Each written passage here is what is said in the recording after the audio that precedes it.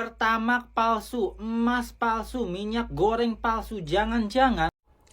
Hai, izin Stitch ya, perihal hebohnya emas palsu yang sekarang meresahkan banyak para pemilik-pemilik Antam, termasuk konsumen-konsumen saya nih. Tanya, Mbak Lia, emas yang saya beli sama Mbak itu asli atau enggak? Ini saya tegaskan lagi dan saya jelaskan lagi bahwa tidak ada emas palsu, melainkan hanya kemasannya ya yang diduplikat. Sekali lagi diduplikat. Jadi gini kronologisnya. Misalnya saya pelaku orang dalam yang menjadi tersangka, saya beli emasnya itu, bahan emasnya ya yang berada di dalam kemasan Antam Serti I-nya itu, saya belinya di penambang tradisional. Saya buat dengan kadar yang sama 99,99%. Saya modalnya nih hanya 1.500.000 karena kan saya beli di penambang tradisional ya.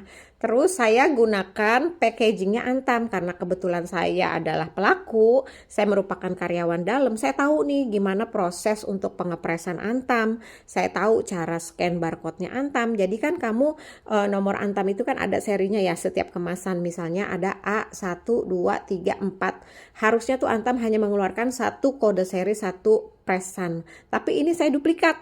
Satu kodenya itu saya duplikat menjadi ratusan. Jadi kebayangkan. Nah, itu yang meresahkan dan yang merugikan negara adalah diduplikat kemasannya itu. Karena apa?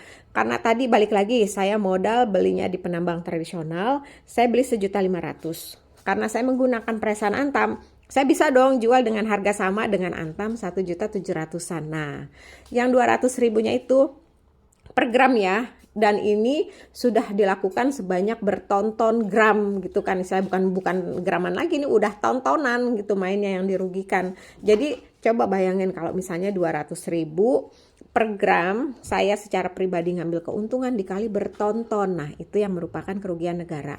Jadi kamu sebagai pemilik Antam, konsumen Antam, tidak usah khawatir bahwa Antam yang kamu punya itu tetap asli. Karena kalau dijual pun tetap bisa di barcode, di scan ya. Jadi tetap aman, bisa dijual dimanapun. Karena kita pun juga tidak tahu mana duplikat yang asli, istilahnya mana nih kode seri yang A1, 2, 3, 4 yang asli sama yang diduplikat itu mirip. Jadi tuh kita nggak bisa ngebedain, makanya tetap bisa beredar, tetap bisa diperjualbelikan ya. Jadi kamu yang sudah punya Antam, nggak usah khawatir emasnya itu palsu atau tidak ya. Jadi saya tegaskan emasnya asli, kadarnya sama 99,99, hanya memang negara yang dirugikan dari keuntungan pribadi yang tadi saya jelaskan.